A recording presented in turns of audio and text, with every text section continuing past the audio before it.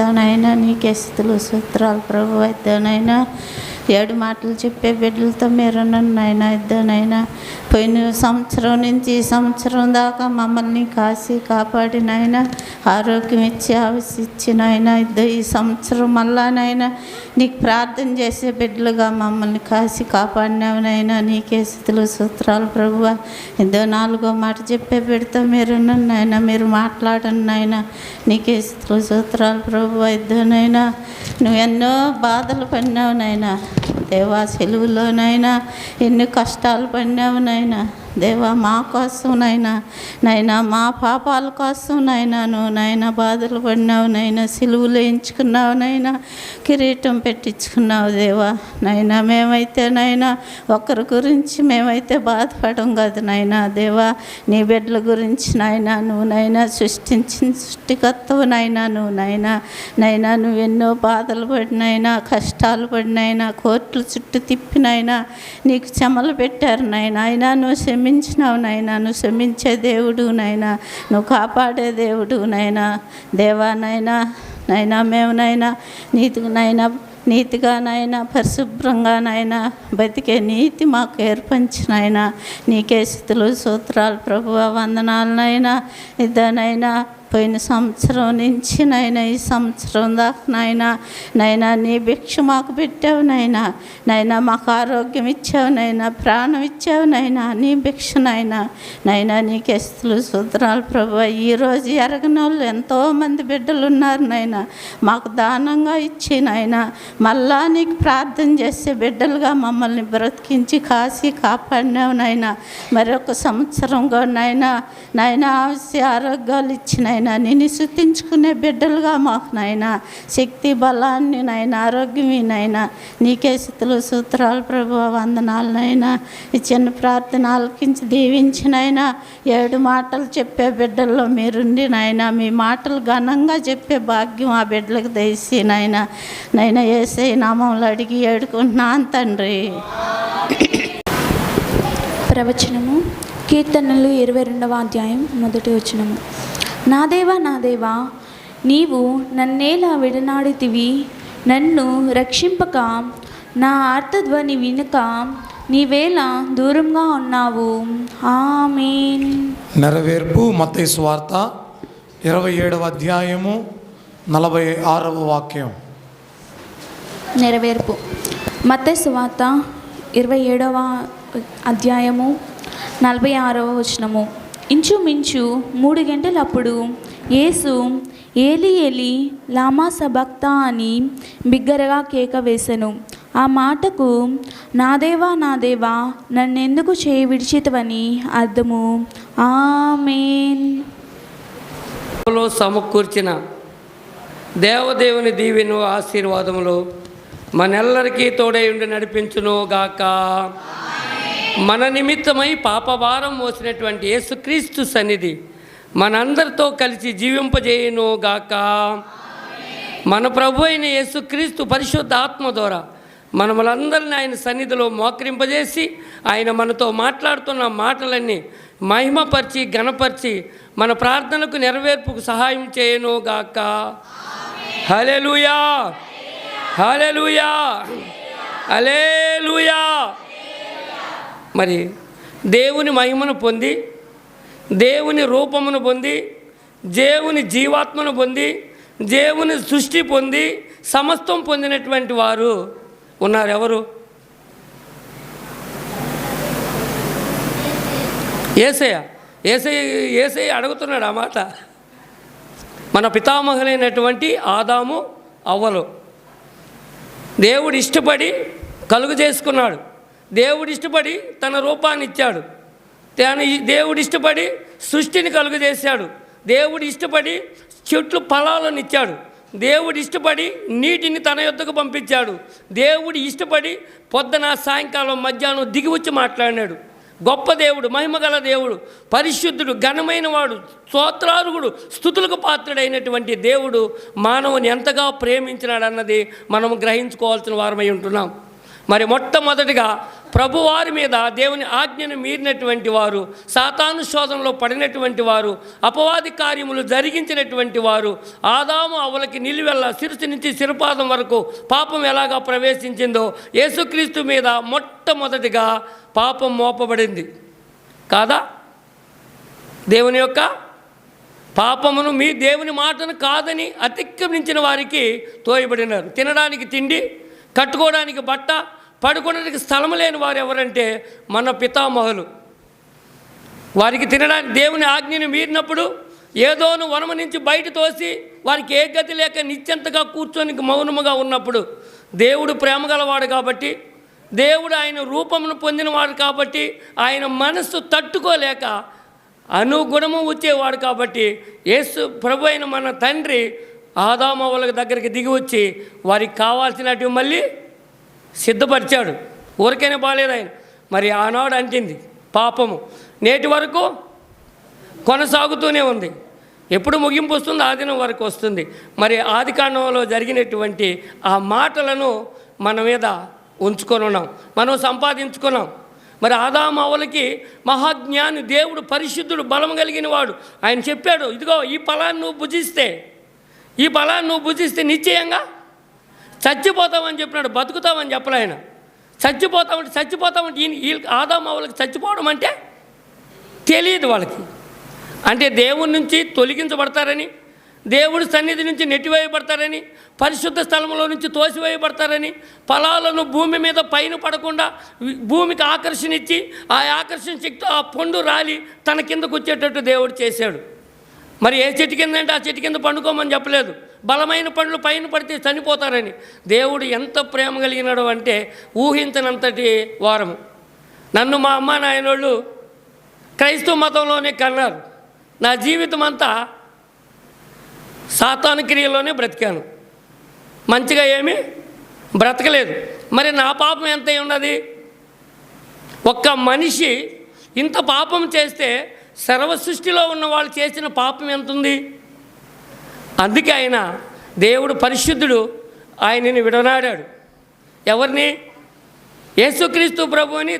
దేవా నా చేయి ఎందుకు విడనాడినవని విజ్ఞాపన చేసినప్పుడు గెత్సేమనే తోటలో ఉన్నప్పుడే మన అందరి యొక్క ఆలోచన ఎరిగి విజ్ఞాపన చేసి ఈ లోకములో ఈ భూమి మీద ఒక్కడైనను నీతిమంతుడు లేడని పెద్ద స్టాంప్ ఎత్తుకొని వేసాడు. ప్రతి మొక్క మీద వేసాడు, ఒకరి మీద కాదు, ప్రతి ఒక్కరి మీద స్టాంపింగ్ వేసాడు. అందుకే దేవుని యొక్క మహిమను మనం పొందగలిగానంటే క్రీస్తు మన నిమిత్తం మరణించాలి, క్రీస్తు మన నిమిత్తం రక్తం కార్చాలి. మన పితామహులు బొటన వేల మీద ఊదిన పాపము నేటి వరకు వస్తుంది కాబట్టి దాన్ని అరికట్టాలి, దాన్ని సద్దుమనగాలి. మనుషులమైన మనము 3 మేకులు పేక్కులేడా? ఆయన దేవుడా? పక్కనున్న వాడిని దించి నన్ను దించకూడదా? మాట్లాడిన మాటలు ఇవన్నీ అపవాది ద్వారా మాట్లాడినట్టు. ఎవరైతే జేజేలు పలికారో వారే ఆయన్ని సిలువేయమన్నారు. మనమే నిన్న మొన్న అరిచాం. మరి దేవుని ఆజ్ఞని మీరి మనము నిత్య జీవం పొందడానికి అర్హులం కాకుండా పోతాం. మరి ఇంకా ఎన్నో ఆయన గురించి మాట్లాడాలంటే ఉన్నాయి. అదే యోహాను సువార్త 14వ అధ్యాయము 6వ వచనం.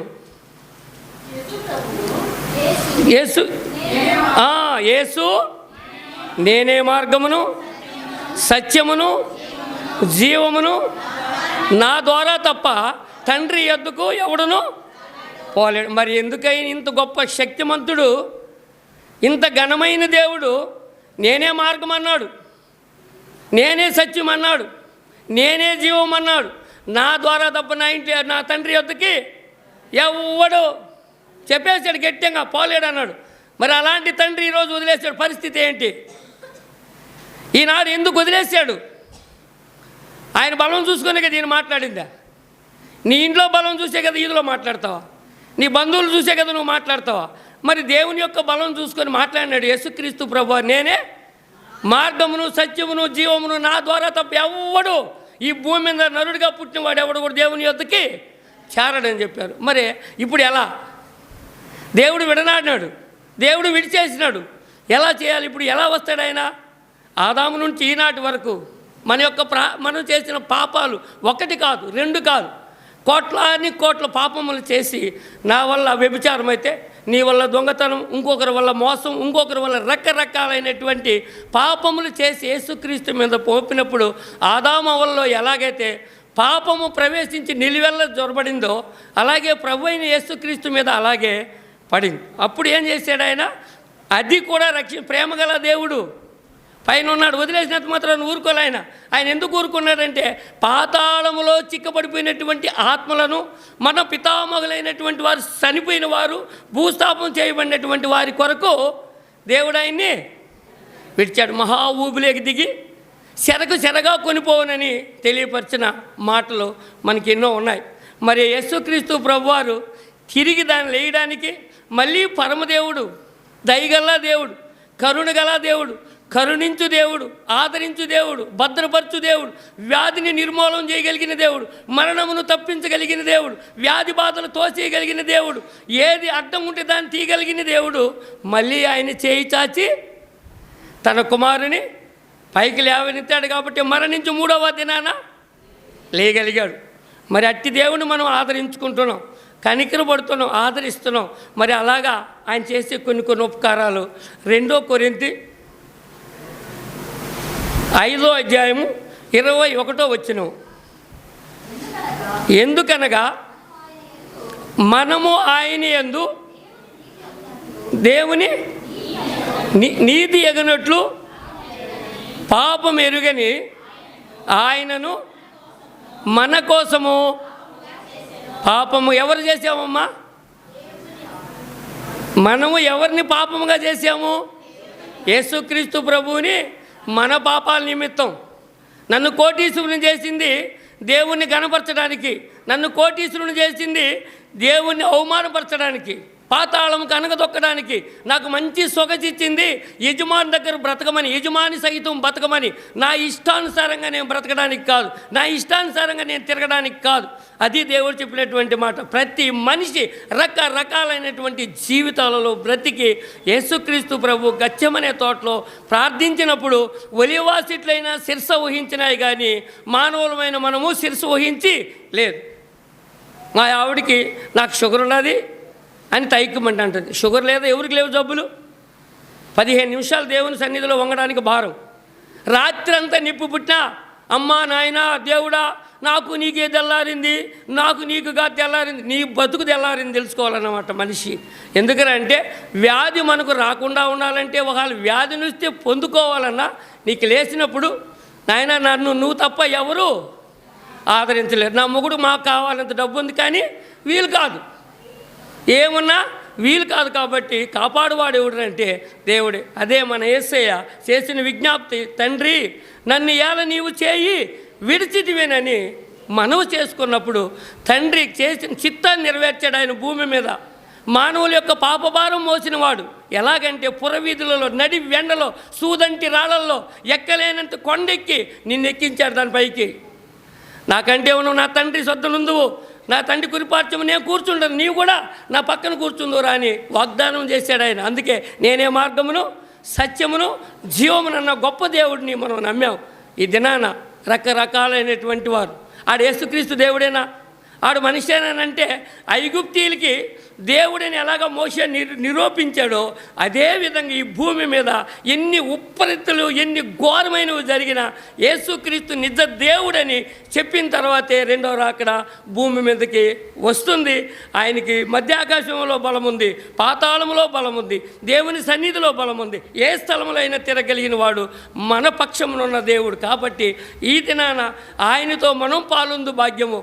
ఆ మహనీయుడు ప్రేమ మన మీద ఉంది. కాబట్టి మన వాళ్ళందరినీ జ్ఞాపకం చేసుకుని ఆయన సన్నిధిలోనికి వచ్చి నా మాటలను జ్ఞాపకం చేసుకో. రాత్రి రొట్టి ద్రాక్షారసముగా కాకుండా ఇది నా శరీరము, ఇది నా రక్తం అని చెప్పి మీరు విశ్వసించి తాగితే నీకు ఆరోగ్యము, ఆయుస్సును, బలమును అన్నీ నేను ఇస్తాను. అట్టి కాని విషయంలో ఇది రొట్టెను, ఇది ద్రాక్షారసమేను అని అంటే దాంట్లో ఏం ప్రవేశిస్తాయంట? సైతాన్ క్రియలు ప్రవేశిస్తాయి. అలాంటి మనం కాకుండా దేవుని యొక్క మహాకృపను బట్టి, దేవుడిచ్చిన మహాధన్యతను బట్టి నాకు ఓనామాలు రావు, క్రైస్తవ మతం అంటే తెలియదు, మరి నాకంటే గొప్ప వాళ్ళు ఉన్నారు, నాకంటే జ్ఞానవంతులు ఉన్నారు, నాకంటే ధనవంతులు ఉన్నారు, నాకు ఉన్నటువంటి ఉన్నత స్థితి కలిగిన వారు ఉన్నారు. అయితే దేవుడు నాకు ఇచ్చినటువంటి అవకాశం ఈ భూమి మీద మీ ఎదుట నిలవడానికి, మీ దగ్గర మాట్లాడడానికి, మీరు ఇచ్చిన సన్నిధిని నాకు వద్దునంటే ఇక నా జీవితంలో ఎన్నడూ నువ్వు దాన్ని, ఆ కాలాన్ని, ఆ సమయాన్ని, ఆ గడియను, ఆ నిమిషాన్ని నువ్వు సంపాదించుకునే అధికారమే భూమి మీద ఏ నరుడికి లేదు. ఎవడైనా సరే ఇదిగో ఈ పని చెయ్యని దేవుడు చెబితే దాని కాదని నెట్టేస్తే ఇంకా నీ జీవితంలో ఆ రోజు, ఆ దినము, ఆ గడియ, ఆ సమయము, ఆ కాలము నీకు దేవుడు దొరకడు. నువ్వు ఎన్నిసార్లు ఎంత విజ్ఞాపన చేసినా సరే పోయిన కాలము దొరకదు. నేను ఈ లోకం కోసం, నా పనుల కోసం పరిగెడుతూ నేను ఎప్పుడు ఈ దినాన మొదటగా వచ్చి అన్నీ సిమ్మి అన్నీ వేసుకొని చేసేవాడిని. లోకం కోసం ఒకటే పరుగులు, చిన్న పరుగులు కాదు, పరిగెత్తి వచ్చాను అన్నమాట. అయితే దేవుడు దాన్ని చూస్తున్నాడు, అరే అది నువ్వు వచ్చేటప్పుడు నీ ప్రాణం అడగతానరా, నువ్వేం చేస్తావు అని ఏం చెప్పుకున్నా సమయం దేవుడు ఇచ్చాడు మాట్లాడడానికి. అది లేకుండా నా అంతటి నేను పరిగెత్తా. నిన్న మొన్న అంతా కూడా ఒకటే పరుగులు.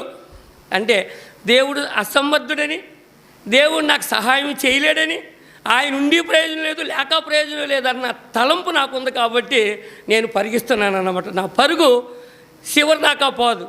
దేవుడు తోడుంటే చివరిదాకా పోతుంది. ఎక్కలేనంత కొండ ఎక్కగలము, ఆయన మహిమను పొందగలము.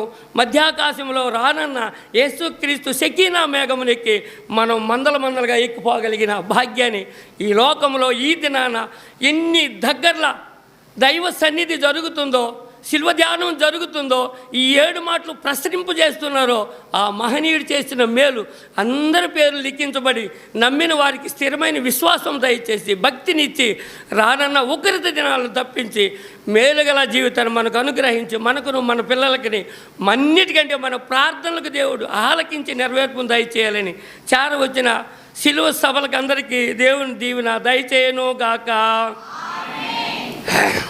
ఎవరు గమనింపగలరు మన దేవుని మహిమా,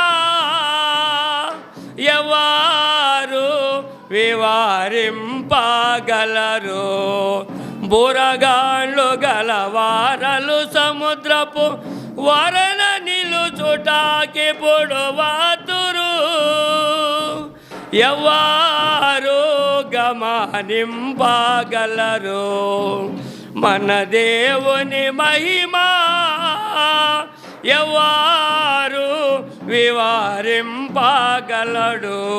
మహాగణుడువైన మా తండ్రి, స్తోత్రార్హుడువైన మా దేవ, ఈ కాలంలో ఈ సమయంలో ఇదిగో నాయన నీ బిడ్డలమైన మేము వచ్చి ఉండగా మా ప్రార్థనలు ఆలకించి మా ప్రార్థనలకు నెరవేర్పు నీవు సహాయం చేసి, మా పిల్లలు రాని వారికి సహాయం చేయండి. మా ప్రార్థనల వల్ల మా యజమానులు రానందుకు వాళ్ళకి సహాయం చేసి, మా ప్రార్థనలకు గొప్ప ధూపం వేసి నీ వద్దకు వచ్చి మేము చేయి ప్రతి ప్రార్థన నెరవేర్చుకునే కృప దయచేయమని ఆదరణకర్తవి, ఆలోచనకర్తవి అయిన నీ సన్నిధి మాకుండి నేనే మార్గము సత్యము జీవమై ఉన్న కలువరనాది నీ యొక్క ప్రేమ ఆదరణ మనందరికీ తోడుండి భద్రపరిచి నడిపించి ఏలును గాక. హల్లెలూయా, హల్లెలూయా, హల్లెలూయా, హల్లెలూయా. దేవుని ఎదుట, ప్రజల ఎదుట, పరిశుద్ధుల ఎదుట ఈ మాటలు మాట్లాడగలిగే భాగ్యాన్ని ఇచ్చనికి దేవునికి ఘనత కలుగును గాక.